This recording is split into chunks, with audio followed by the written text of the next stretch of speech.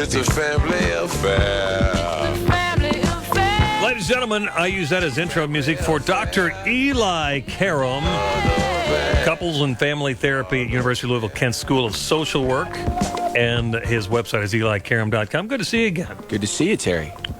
Life's going well for you, I trust? Yep, start of the semester at the University of Louisville and Kent School of Social Work. So, And you guys actually do offer couples help. yeah, we can talk about that. We have great low fee for couples in the community on Monday and Tuesday nights. We have a clinic, any type of relationship couple that you're in. Don't have to be married, same sex, it doesn't matter. And you can come and see our therapist in training, expertly supervised by our MFT. It's Marriage and Family Therapy, Couple and Family Therapy faculty. You can find out all you need on that on my website. Let me play a little jingle for you off of late night TV. AshleyMadison.com. Bringing your marriage back to life. Ashley Madison seems to have been in the news for the last so many weeks. I can't remember why exactly. Yeah, why is that? 32 million people. Can you imagine that? That's astounding to me. What it turns out, it appears, is it's mostly guys. Yeah. And they're being, tricked out of their money, essentially, because there aren't women who are on there that they're just, it's the internet. So they can set up Ashley Madison people can set up fake profiles and have guys corresponding with, some dude named Johnny who's just answering, oh, yes, I'm so hot, and here's a picture or whatever.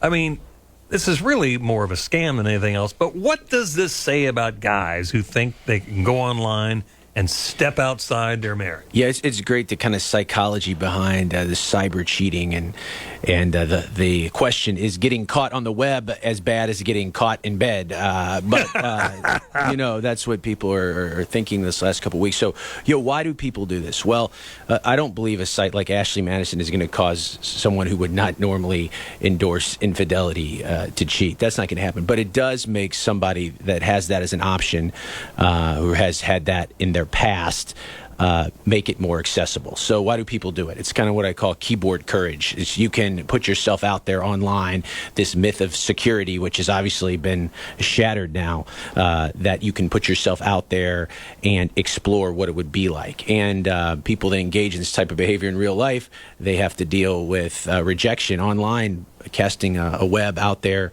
and it's easier to deal with rejection, and it's kind of almost this voyeuristic thing. I can go to this line, come very close, but I don't actually have to meet the person. I don't have to cross it. But this is, rocked a lot, not just these obviously high-profile people you see. Did you see how many people? I was shocked. I don't have it in front of me, but how many people use their work emails, and they're geniuses. And people that work for the government and the military. It's really pervasive, but.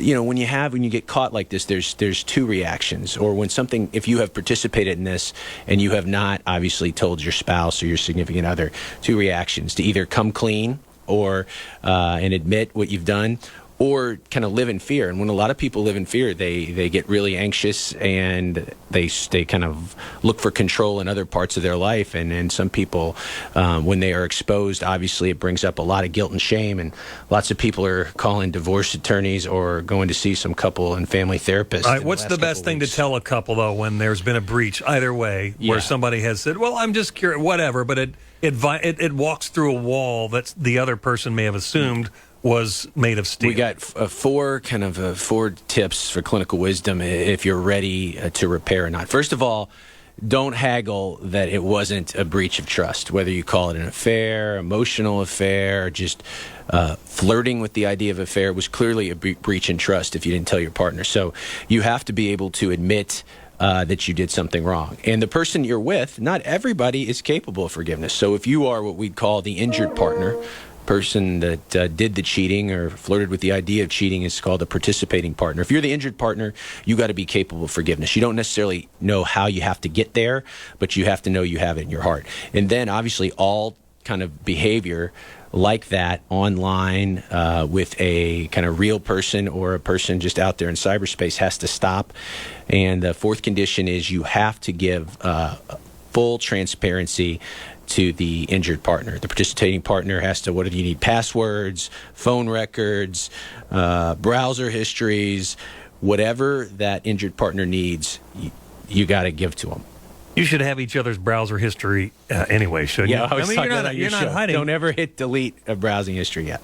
Right. My wife, like I've said this before, we're driving somewhere, and if someone texts me, I just hand her my phone That's right. and say, answer them, and don't use any exclamation points. I don't use them.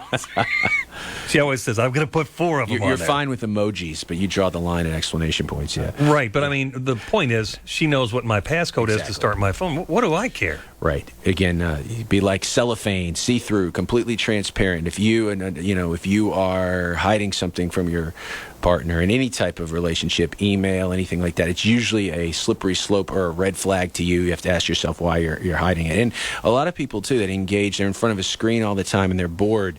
They think going to websites like this is an extension of looking at pornography or engaging in a fantasy world, and it can lead to very damaging results, as we've seen in relationships and everything else. So Well, for some people, that's okay.